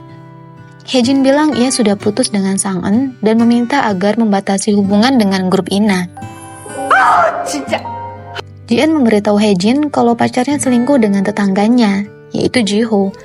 Mendengar perkataan Ji-eun itu, Hejin lalu berkata jujur mengenai hubungannya dengan Sang En dan juga menjelaskan profesi Sang En yang sesungguhnya pada Ji-eun. 합의하에 계약 맺은 거니까 문제. Hejin mengetahui kalau Ji-eun sedang bersama Jiho. Karena takut Sang En melihat itu, dengan spontan Hejin langsung menggendong Sang En menjauh dari situ. Sang En kesal karena Hejin tiba-tiba menggendongnya. Hejin tidak bisa menjelaskan kenapa ia melakukan hal itu pada Sang En. Ternyata, diam-diam momen Sang En digendong Hejin dipotret oleh para reporter. Keesokan harinya, Sang En menemui Hejin di lokasi syuting. Mereka mengobrol di dalam mobil. Hejin tahu kalau Sang En ingin mengakhiri kontrak dengannya. Tapi Hejin meminta waktu agar nantinya timbul kabar mereka telah putus karena tidak pernah terlihat bersama lagi. Di tengah obrolan itu, tiba-tiba Guangnam dari luar mengetuk-ngetuk kaca mobil sambil menempelkan layar HP yang bergambar artikel foto-foto Sang-eun saat digendong Haejin yang wajahnya nampak jelas terlihat. Sang-eun melihat artikel itu sangat merasa terkejut dan terlihat panik. Kini artikel yang memuat foto-foto Sang-eun saat digendong Haejin telah menyebar luas. Bahkan rekan-rekan kerja Jiho telah mengetahuinya. Dan tentunya Jiho pun sudah tahu juga. 입니다.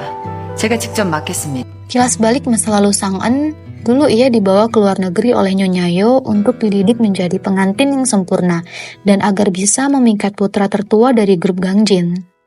Sang-eun yang dulu bernama Jamie adalah proyek penting grup Ina. Nyonya Yo bahkan menginvestasikan hidupnya untuk proyek Jamie. Tapi Sang-eun telah merusak semuanya, dan karena itu Sang-eun merasa harus bertanggung jawab mengganti kerugian pada Nyonya Yo selama 13 tahun ini lewat bisnis pernikahan kontrak yang ia jalankan.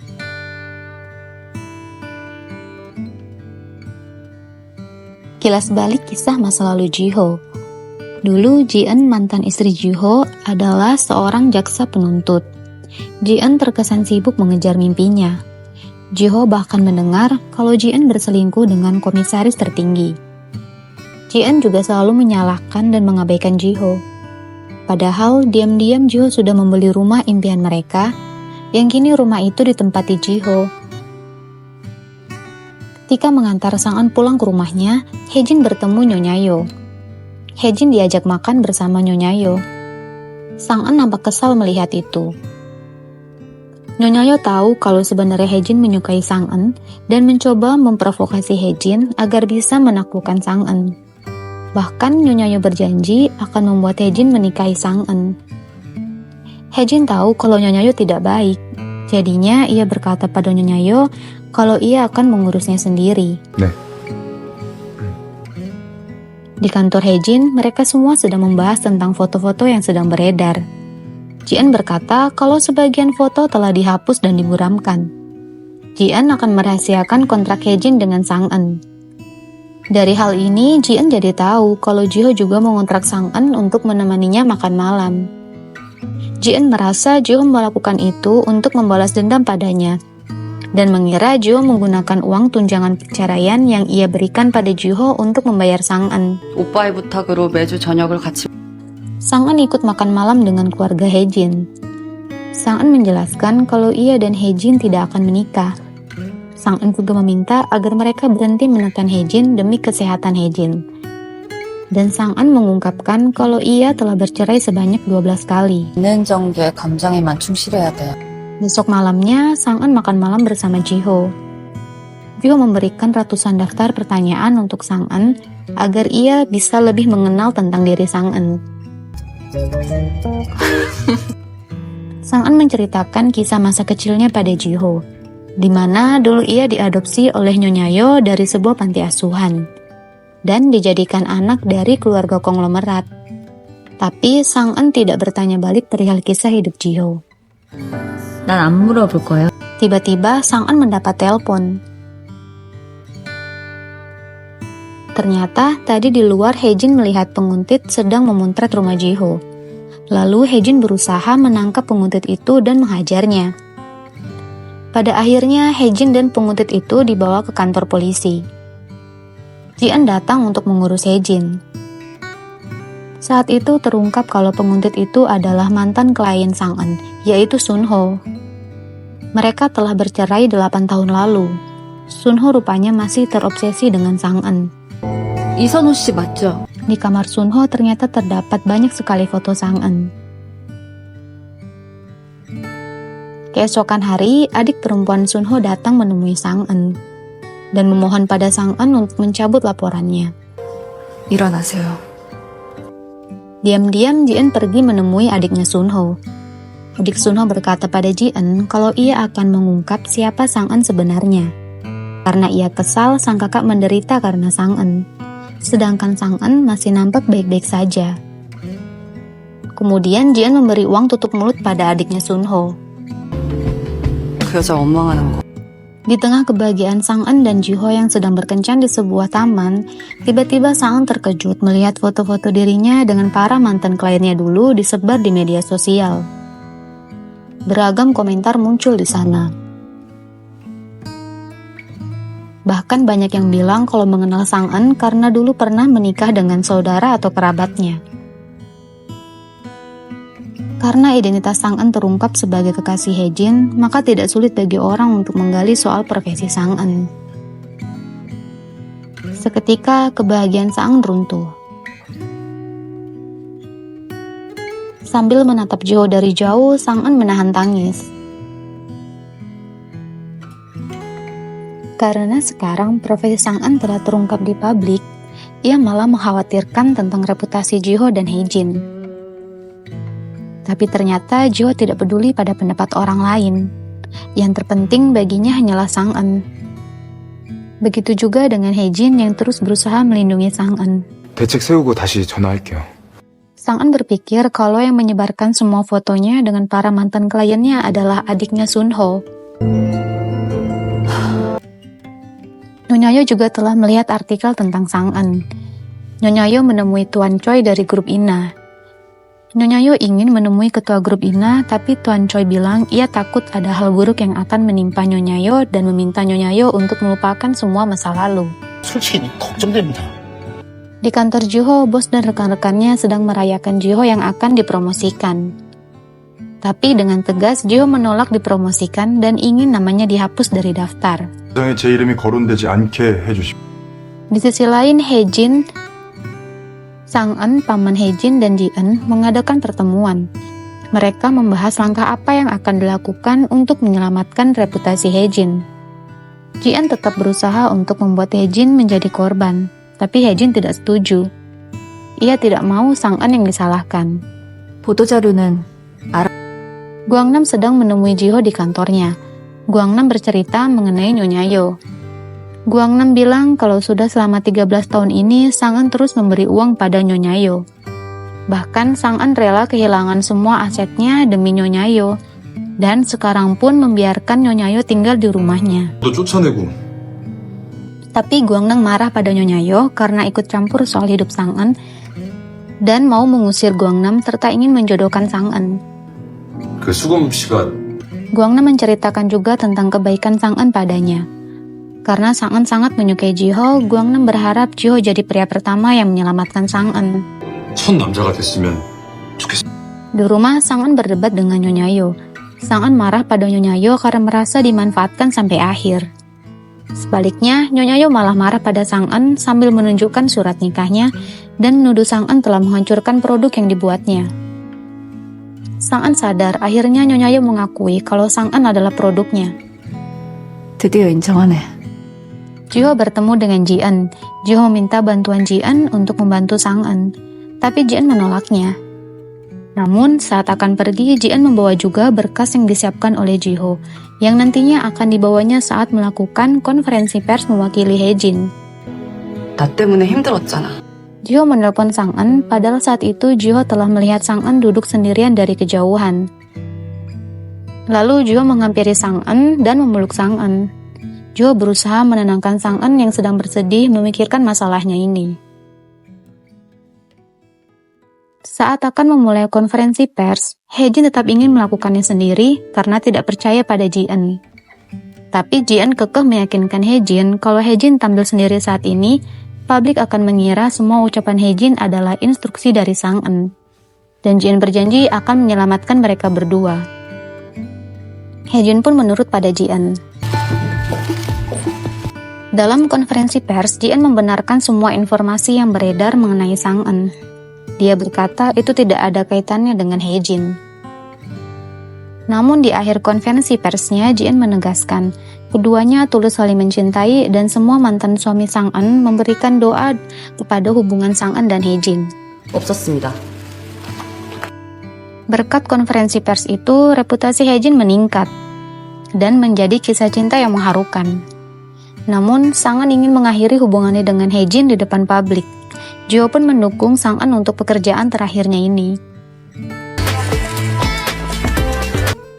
Ketika Sang-an menuju rumah Hae-jin, ia sengaja membiarkan para reporter melihatnya saat memasuki rumah Hae-jin. Karena Sang-an ingin membuat reporter itu melaporkan kalau ia dan Hae-jin telah putus. 문제 없었어요? Saat berada di rumah Hae-jin malah mengajak Sang-an untuk menikah. Dia juga memperbolehkan Sang-an untuk tetap berkencan dengan Ji-ho. Orang-orang juga tak akan bergosip tentang Sang-an dan berdampak baik untuk grup Ina dan Gangjin. Sang-an menjelaskan pada Hae-jin kalau mereka itu tak sama. Sang-an bercerita ia bukan anak kandung dari grup Ina. Semasa kecil ia diadopsi di sebuah panti asuhan dan dibesarkan di luar negeri untuk menutupinya. 프로젝트였어요, 제가. Sang-an bilang juga kalau ia adalah proyek besar grup Ina. Sang-an merasa tak setingkat dengan Hae-jin. Hae-jin nampak sangat kaget mendengar penjelasan Sang-an. 갈게요. Di sisi lain, Ji-ho untuk pertama kalinya ikut hadir di perayaan ulang tahun rekan kerjanya. Semua rekan-rekan memberikan kado, kecuali Ji-ho. Tiba-tiba, Sang-an datang menyusul Ji-ho. Lalu Sang-an memberikan kado untuk rekan kerja Ji-ho. Sang-an menjelaskan mengenai permasalahannya pada rekan-rekan Ji-ho agar mereka tidak canggung berhadapan dengan Sang-an. 대학 관계였어요. Nyonya Yo menemui ketua grup Ina. Nyonya Yo tetap memaksa untuk membawa Sang-an kembali ke grup Ina. Namun permintaannya ditolak.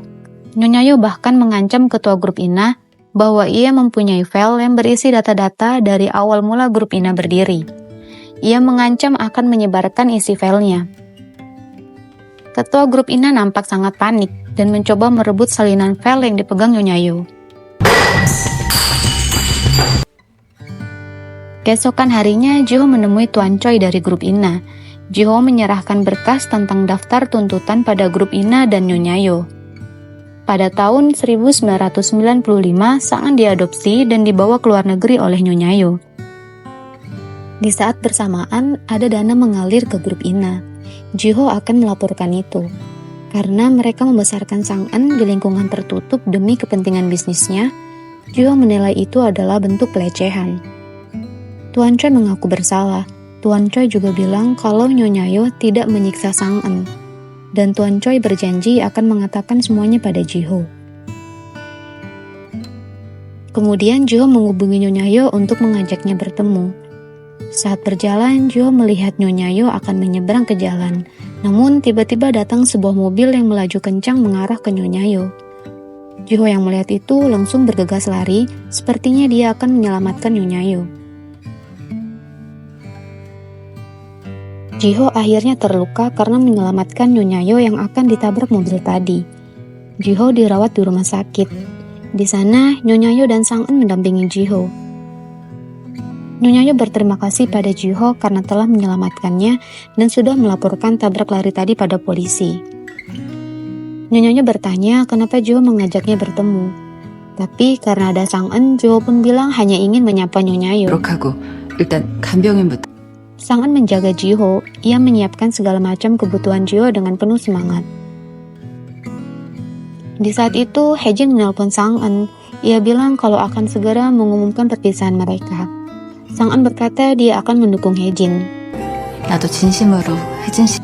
Di sisi lain, ayah Hae-jin marah dan menginginkan ibu Hae-jin memujuk Hae-jin bergabung ke grup Gangjin. Itu kesempatan terakhirnya. Mendengar itu, Sonjin pura-pura setuju. 아버지 눈이 정확하시게. Sonjin merasa ayahnya ingin Hae-jin menjadi penerusnya. Tapi Sonjin tidak akan membiarkan itu semua terjadi. Di rumah sakit, Ji-ho dijenguk oleh bos dan rekan-rekan kerjanya. Rekan kerja Ji-ho memberitahu Ji-ho kalau mobil yang melakukan tabrak lari itu adalah mobil curian. Bos Ji-ho berkata kalau tabrak lari itu bisa jadi direncanakan. 됐고. Saat Ji-ho ditemani Sang-an untuk berkeliling rumah sakit, Ji-an melihatnya. Karena melihat Ji-ho bersama Sang-an, Ji-han tidak jadi menjenguk Ji-ho. Sonjin menemui ketua grup Ina. Ia mengatakan ingin menikahi Jamie, putri grup Ina. Tapi ketua grup Ina pikir putra bungsu dari grup Gangjin, yakni Hae-jin yang akan menikahi Jamie. Sonjin bilang kalau Hae-jin telah berpaling dari grup Gangjin dan tak akan kembali. Sonjin melakukan ini demi tujuan mereka agar menjadi 3 besar dalam peringkat bisnis. Keesokan harinya, Haejin membuat pengumuman kalau ia telah berpisah dengan Sang-eun. Haejin meminta agar jangan ada yang mengganggu Sang-eun lagi. Haejin nampak terlihat sedih. 갑자기 할 줄 몰랐어요. 혜진이 좀 Jiho sudah pulang dari rumah sakit. Sang-eun membuat Jiho tinggal di rumahnya untuk beberapa hari ke depan agar Sang-eun bisa merawatnya. Nyonya Yo tidak setuju, tapi Sang-eun tidak mau mendengarnya. Dan Gwangnam disuruh untuk sementara tinggal di rumah Jiho. Jiho tidur di kamar Gwangnam. Sang-eun menghampirinya dan bilang kalau ini bukan kecelakaan biasa. Karena Nyonya Yo di luar sana punya banyak musuh. Tapi Jiho meyakinkan Sang-eun kalau itu cuma kecelakaan biasa. Malamnya, saat Sang-eun dan Jiho sedang mengobrol berdua, Nyonya Yo menguping pembicaraan mereka, tapi ketahuan. Akhirnya Jiho mengajak Nyonya Yo makan bersama. 같이 드셔주시면 Ketika akan tidur, Jiho menyarankan agar mereka tidur dengan pintu terbuka, seolah-olah mereka berada di satu ruangan seperti keluarga. Nyonya Yo salah mengartikan perkataan Jiho. Nyonya Yo pikir Jiho ingin tidur bersama Sang-eun. Karena takut Sang-eun dan Jiho akan tidur berdua, Nyonya Yo berjaga di luar pintu agar bisa mengawasi Jiho dan Sang-eun. Namun tetap saja Nyonya Yo ketiduran, dan Sang-eun berhasil melewati Nyonya Yo untuk ke kamar Jiho. 누워요. Sonjin datang ke rumah Haejin. Nampaknya ia mencoba menekan Haejin. Dulu ternyata Haejin pergi dari rumah karena bertengkar dengan ayahnya dan memilih jalan berbeda agar bisa melindungi ibunya. Sonjin berkata merasa terganggu dengan ayahnya. Ia akan membawakan apa yang ayahnya mau, yaitu Jamie. Sonjin pikir Haejin hanya perlu melindungi ibunya. Mendengar itu, Haejin marah dan mau memukul Sonjin. Haejin pun peringatkan tak akan membiarkan Sonjin jika ia berani mengganggu Sang-eun. 내가 이런 명령들 Ketika Sang-eun sedang pergi, Jiho mengajak Nyonya Yo berbicara. Jiho bertanya apakah Nyonya Yo ibu kandung Sang-eun. Jiho juga bilang kalau Sang-eun pasti akan kaget mendengarnya. Nyonya Yo terlihat pura-pura bingung dengan maksud Jiho. Jiho pun menjelaskan kalau Sang-eun nampak tidak peduli, padahal dia selalu mencemaskan Nyonya Yo. Jiho juga tahu kalau Nyonya Yo dan Sang-eun dalam bahaya. Jiho meminta Nyonya Yo dan Sang-eun bekerja sama agar mereka aman. 위험할 수도 있지 않겠습니까? Ternyata Sang-eun pergi untuk menemui Sonjin. Sonjin bilang ingin membuat kontrak dengan Sang-eun. Sonjin juga bilang kalau kejadian yang menimpa Nyonya Yo bukanlah kebetulan saja. Sonjin berkata hanya ingin kontrak bisnis dengan Sang-eun. Maka Sang-eun dan Nyonya Yo akan aman dan juga ia bisa mendapat uang. Sang-eun tersinggung dengan perkataan Sonjin, seakan-akan profesinya itu adalah pekerjaan kotor. Sonjin pun tahu alasan Sang-eun menjual seluruh asetnya untuk membantu Nyonya Yo dan terus melindungi Nyonya Yo. Sonjin menunggu telepon dari Sang-eun. Sonjin sangat licik akan memanfaatkan Sang-eun untuk keuntungannya sendiri. 기다릴게요. Setelahnya, Sonjin menemui ibu tirinya, yaitu ibunya Haejin. Ia berkata kalau akan membawakan grup Ina pada ayahnya, karena ayahnya sangat membutuhkan grup Ina. Ibu Haejin mengingatkan Sonjin kalau 13 tahun lalu ia pernah dihina oleh Sang-eun. Sonjin bilang tidak masalah asalkan pernikahannya menguntungkan. Tiba-tiba Haejin membuat konferensi pers. Ia mengaku tentang kebenaran kalau ia adalah putra bungsu dari grup Ganjin. Ia sengaja merahasiakannya karena ingin fokus pada dunia akting. Ia juga meminta maaf jika ada orang yang tersakiti karena latar belakangnya itu. Intinya, Haejin akan pensiun dari dunia akting yang telah membesarkan namanya, dan kembali pada keluarganya membantu grup Ganjin. Melihat konferensi pers Haejin, Sonjin jadi sangat marah dan membanting HP-nya. Sang-eun dan Jiho juga telah melihat konferensi pers Haejin. Bahkan rekan kerja Jiho yang menjadi penggemar berat Haejin sangat terlihat sedih mendengar Haejin akan pensiun jadi aktor. Sang-eun mengunjungi sebuah panti asuhan. Terakhir berkunjung, Sang-eun berpamitan dan memberi banyak uang. Tapi ternyata rencana Sang-eun tidak berjalan lancar. 더 잘 됐다 싶네요. Saat di rumah, Sang-eun diajari Gwangnam untuk memilah sampah. Sang An ini pandai memasak tapi tidak bisa memilah sampah dengan baik. Karena itu, selama ini selalu Guangnam yang bersih-bersih. 너는 내가 보자. 수습하는. Di sisi lain, Sonjin coba bilang ke ayahnya kalau akan menikahi putri grup Ina. Mendengar itu, ayahnya marah besar dan memukulnya. Setelah mengumumkan pensiun menjadi aktor, Hejin mengadakan pertemuan dengan manajernya, pamannya, Jian, dan Guangnam. Hejin hanya mempertahankan Jian untuk membantunya. 넌 다음에 또 보자. Di saat rapat, Hejin diperkenalkan ayahnya pada seluruh anggota grup Gangjin. Sonjin melihat itu tentu tidak suka dan langsung menatap sinis Hejin. Hejin pun balik menatap sinis Sonjin. Paman Hejin dan mantan manajer Hejin berencana ingin mengorbitkan Guangnam menjadi penyanyi karena tahu bakat Guangnam. Tapi Guangnam belum memberikan jawaban dan akan memikirkannya dahulu. Ketika jam makan siang, Sang An datang ke kantor Jiho. Di sana, Sang An bertemu dengan rekan-rekan kerja Jiho.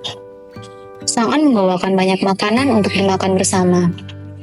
Rekan-rekan Jiho terpesona melihat makanan buatan Sang An yang nampak indah dan sibuk memotret makanan itu. Saat sedang membicarakan tentang Jiho yang menolak dipromosikan, Jiho pun langsung muncul dan bilang ia merasa itu tak cocok dengannya. Sekarang Jiho merasa lebih nyaman bekerja di sini bersama rekan-rekannya. 혼자서 하는 게 편하네. Selesai makan, Jiho mengantar Sang An keluar kantor. Mereka membicarakan tentang Nyonyayo. Sang An khawatir kalau Nyonyayo akan dikasuskan. Jiho menenangkan Sang An dan bilang kalau kasus Nyonyayo sudah kadaluarsa, jadi tidak akan bisa diproses. Sang An meski membenci Nyonyayo, tapi ia tidak setuju Nyonyayo dihukum. Karena walau begitu, Nyonyayo tetaplah orang yang telah membesarkan Sang An. Keesokannya, Jiho mengajak bertemu Nyonyayo. Jiho mengatakan pada Nyonyayo kalau ia telah tahu tentang semua kisah masa lalunya. Bahkan biaya sangat besar dulu digunakan untuk membesarkan Sang An. Nyonyayo menjawab, apakah salah mengeluarkan biaya besar untuk anak? Jiho ingin Nyonyayo jujur pada Sang An kalau ia adalah ibunya. Nyonyayo bilang ia tidak pantas disebut ibu, dan Sang An pun dirasanya tidak akan pernah mau untuk memaafkannya. Setelah bertemu Jiho, Nyonyayo menemui ketua grup Ina. Ketua grup Ina bilang kalau proyek Jamie sudah berakhir, dan ia ingin Nyonyayo menghilang. Nyonyayo tidak takut diancam. Bahkan ia bilang kalau hidup Jamie telah hancur, dan Nyonyayo menyebut jika file yang ada padanya itu bukan ancaman palsu. Jika filenya disebar, Nyonyayo tahu konsekuensinya dia akan mati, dan grup ini akan hancur. Tapi Nyonyayo tidak takut itu. Malam hari, Sang An menemui Jiho. Sang An bilang ia sedang berusaha mencari pekerjaan, tapi grup Ina selalu jadi penghalangnya. 찾아야 하니까. Di kantor, saat Hejin sedang bekerja, ibunya menemuinya dan memujuk Hejin untuk bertemu dengan putri dari grup Sunghan. Sepertinya Hejin akan dijodohkan. Hejin pun mengiyakan permintaan ibunya itu. Saat bertemu dengan putri dari grup Sunghan, ternyata ia merupakan penggemar berat Hejin saat masih menjadi aktor. Ia bahkan mengatakan kalau Hejin adalah cinta pertamanya, dan seperti mimpi bisa bertemu langsung dengan Hejin. Tapi nampaknya Hejin tidak tertarik dengannya. Di sisi lain, Sang An dan Nyonyayo bertemu di restoran. Sang An pikir Jiho yang akan datang karena Jiho yang menelponnya. Sang An bergegas pergi, tapi ditahan Nyonyayo. Nyonyayo meminta Sang An untuk makan dulu demi Jiho. Nyonyayo menanyakan pada Sang An apa tujuannya memberi uang terus-menerus selama 13 tahun padanya. Setelah berbicara lama, Nyonyayo akhirnya meminta maaf pada Sang An. Dan Sang An pun menerima permintaan maaf dari Nyonyayo. 감사합니다, 아가씨. Tiba-tiba ada karyawan restoran yang datang membawakan kue dan memotret Nyonyayo dan Sang An. Akhirnya rencana Jiho untuk membuat Sang An dan Nyonyayo baikan berhasil. Sementara itu, Jiho sedang bertemu Jian. Jian menawari minuman beralkohol pada Jiho. Jiho pun meminumnya.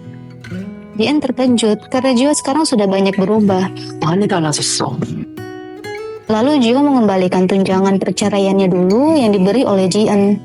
Jio sama sekali tidak memakai uang tunjangan itu. Jio meminta Sang-eun ke rumahnya. Jio menceritakan tentang awal menjalani kontraknya dengan Sang-eun. Dulu saat pertama kali jadwal makan malam mereka, Jio berniat ingin membatalkan kontrak. Lalu Sang-eun datang dan mengajak Jio makan dengan ceria. Jio pikir akan merasa canggung, malah jadi nyaman. Jio mengurungkan niatnya untuk membatalkan kontrak sampai 5 tahun ini.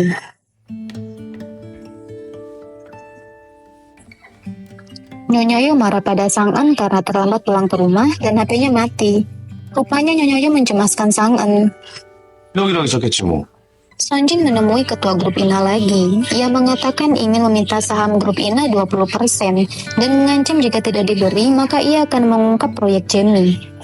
Ketua grup INA bilang kalau proyek Jamie dilakukan Nyonya Yo sendiri. Grup INA tidak terlibat. Tapi pikir Sonjin, ketua grup INA coba menyalahkan semuanya pada Nyonya Yo. Sonjin bilang ia punya semua bukti dan meminta ketua grup INA segera memberi jawaban. Karena mengkhawatirkan Sang-eun, Haejin pergi ke rumah Sang-eun. Ia di sana melihat 2 orang pria asing memasuki rumah Sang-eun. Haejin coba mengikuti, dan di dalam rumah terjadilah perkelahian antara Haejin dan 2 orang asing itu. Mereka kabur dan menabrak Nyonya Yo. Setelah kejadian tadi, Haejin dan Nyonya Yo berbicara. Haejin menanyakan apakah Nyonya Yo adalah ibunya Sang-eun. Haejin juga memberitahu kalau Sonjin coba memanfaatkan Sang-eun. Nyonya Yo berkata pada Haejin agar merahasiakan kejadian tadi dari Sang-eun. Keesokan harinya, Haejin dan Sonjin bertemu kedua orang tua mereka. Saat itu Sonjin bilang ke ayahnya kalau mereka akan dapat 20% saham grup INA. Tapi ayahnya tidak percaya. Haejin memperingatkan Sonjin karena telah menyelidiki Sang-eun. Sonjin pun merasa sekarang Haejinlah musuh terbesarnya. Setelahnya Sonjin diajak bertemu dengan Nyonya Yo. Nyonya Yo memperingatkan Sonjin bahwa proyek Jamie hanyalah pukulan kecil untuk grup INA. Nyonya Yo juga mengaku punya banyak dendam dengan ketua grup INA. Dan Nyonya Yo juga menyarankan Sonjin untuk diam saja nikmati perjalanannya. Mendengar perkataan Nyonya Yo, Sonjin malah tertawa. 유 실장님, Di sisi lain, Tuan Choi dari grup INA menemui Jo di kantornya. Tuan Choi memberikan Jo file yang sama seperti milik Nyonya Yo. Tuan Choi berkata kalau Nyonya Yo tahu saat file ini terungkap maka nilai grup INA akan jatuh. Jadi rencana Sonjin akan sia-sia. Dan juga grup INA atau Gangjin tidak akan bisa mengganggu Sang-eun. Meski dalam bahaya, Nyonya Yo merasa tidak apa-apa asal Sang-eun bahagia. 다른 해결책이 있으시죠? Jo sepertinya ingin membantu Nyonya Yo walau harus mempertaruhkan jabatannya. Jo juga meminta tolong Ji-eun untuk ikut membantu. Meskipun Ji-eun keberatan, ia tetap akan berusaha membantu Nyonya Yo. Saat mereka bertemu, Jo meminta Nyonya Yo untuk menghentikan tindakannya. Tapi Nyonya Yo tidak mau merepotkan Ji-ho dan akan membayar kejahatannya sendiri. Jo terus meyakinkan Nyonya Yo bahwa ia akan mencarikan jalan untuk permasalahan ini. Jo bermaksud untuk merekayasanya. Di malam harinya, Sang-eun menemui Sonjin ditemani Gwangnam. Sonjin memuji Sang-eun karena hebat bisa mendapatkan Haejin dan Ji-ho. Sonjin juga mengancam akan mengungkap proyek Jamie, atau Sang-eun harus menuruti kemauannya. Sang-eun tidak takut dan mempersilahkan Sonjin melakukan itu. Di kamarnya, Nyonya Yo nampak membereskan sisa bajunya dan memberikannya ke Gwangnam untuk dijual. Gwangnam berpikir kalau Nyonya Yo akan pergi. 하세요? Keesokannya, Nyonya Yo mengembalikan buku rekening pada Sang-eun yang berisi seluruh jumlah uang yang Sang-eun transfer selama 13 tahun ini. Sang-eun nampak terharu. Lalu Sang-eun memberitahu Nyonya Yo bahwa selama ini ia tahu kalau Nyonya Yo pernah menjalin hubungan dengan ketua grup INA. Dan Sang-eun juga tahu kenyataan kalau ia adalah anaknya Nyonya Yo. Sambil menangis, Sang-eun minta Nyonya Yo tidak menyerahkan diri. Sang-eun mau Nyonya Yo tetap tinggal dengannya. Ia ingin memanggil Nyonya Yo ibu sampai tak merasa canggung. Mendengar perkataan Sang-eun, Nyonya Yo pun menangis. Malam harinya, Sang-an menemui Jo di rumahnya. Rupanya Jo akan membuat Nyonya Yo kabur ke luar negeri sebelum semuanya terungkap. Sang-an mencoba menghentikan itu. Ternyata Sang-an telah membuat rencana untuk masuk ke dalam ruangan rapat grup Gang Jin. Sang-an dikawal oleh Guangnam dan mantan manajer Hejin. Pada saat Sonjin ingin mengungkapkan sesuatu, Sang-an masuk ke ruangan rapat dan membuat seisi ruangan terkejut melihat kehadiran Sang-an. Sang-an memperkenalkan dirinya sebagai putri dari grup Inang dan menceritakan kalau dulu ia dibesarkan di luar negeri dan kembali ke Korea untuk mengikuti perjodohan dengan putra dari grup Gang Jin. Sang-an juga mengungkapkan sebuah rahasia besar yang ia simpan sejak dulu. Dulu saat pertemuan keluarga, Sonjin mencoba menggoda Sang-an. Sang-an diam-diam merekamnya. Sonjin bilang kalau harta orang tuanya akan menjadi miliknya. Saat sudah jadi miliknya, Sonjin akan mengusir semua orang, termasuk ibu tirinya, yaitu ibunya Hejin dan ayahnya sendiri. Sonjin akan membuat mereka jadi gelandangan. Saat mendengar rekaman itu, Hejin marah dan memukul Sonjin. Sonjin juga tak mau kalah. Sonjin mengomel tak karuan. Setelah semua perbuatan yang diketahui semua orang, Sonjin masih minta pembelaan dari ayahnya. Tapi justru ayahnya malah mengusirnya. Setelah membereskan masalahnya, Sang-an menelpon Jiho. Sang-an nampak bersedih. Jiho bilang sudah memasak salmon kesukaan Sang-an untuk makan malam bersama. Sang-an bilang agar Jiho tak menunggunya jika Sang-an datang terlambat. Dan ternyata setelah menunggu lama, Sang-an tidak datang juga. Jiho menemukan cincin nikah mereka yang sengaja ditinggalkan Sang-an.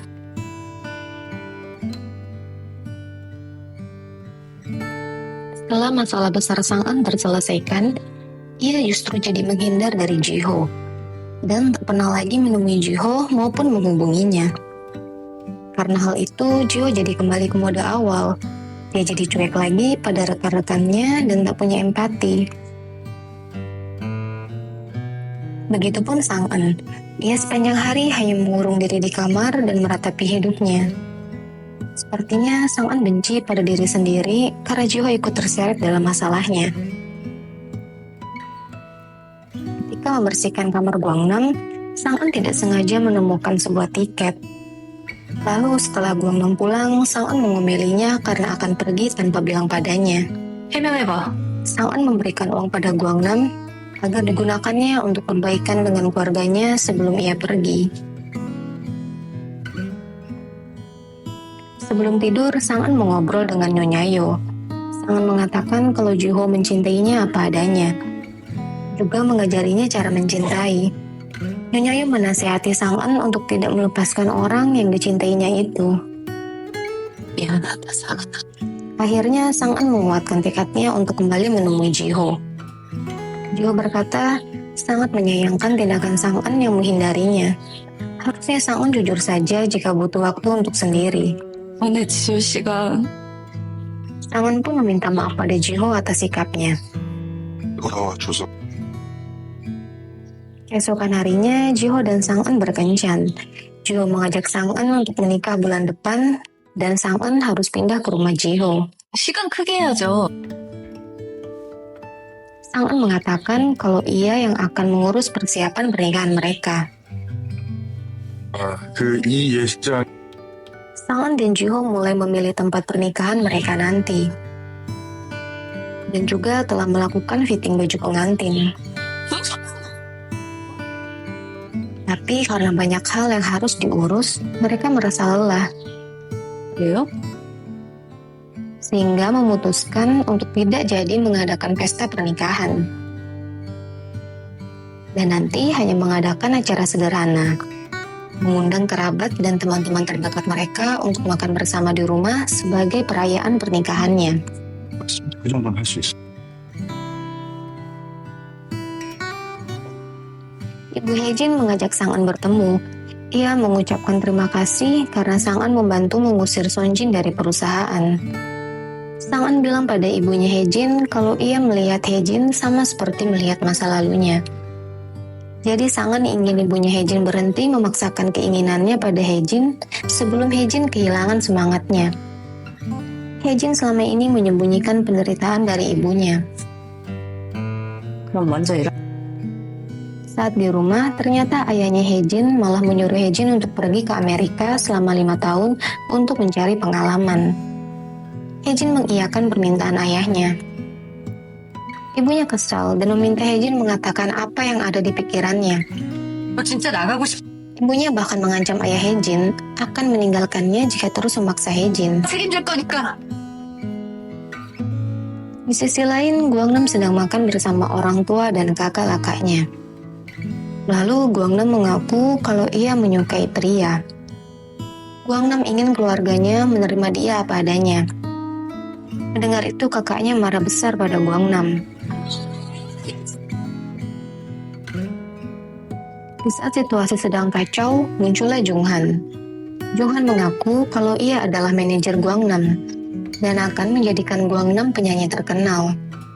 진행비로 제가 계산할. Orang tua dan kakak-kakak Guangnam akhirnya menjadi lega. 아이고. Ini Nyonya Yo membantu Tuan Choi mengelola sebuah kafe. Tiba-tiba ketua grup Ina datang. Nyonya Yo duduk bersamanya. Ketua grup Ina bilang agar Nyonya Yo menyimpan USB itu. Ia juga bilang akan menyumbangkan seluruh hartanya dan pensiun. 아이고, 사. Nyonya Yo meminta agar ketua grup Ina mengunjungi mereka sekali-sekali. Nyonya Yo dan ketua grup Ina akhirnya berbaikan. Di kantor, Jio mengundang rekan-rekan kerjanya untuk datang di perayaan pernikahannya. Rekan kerjanya bilang apa Jio sudah melamar Sang-eun. Jio malah nampak kebingungan dan berdebat dengan rekan kerjanya. 놀립니까? 프로포즈는 Sekarang Hejin memutuskan untuk kembali sebagai aktor. Paman Hejin sangat gembira melihatnya. Jio mengajak Sang-eun makan malam dan ingin melamarnya. Tapi ternyata Sang-eun telah menyiapkan kejutan untuk melamar Jio lebih dulu.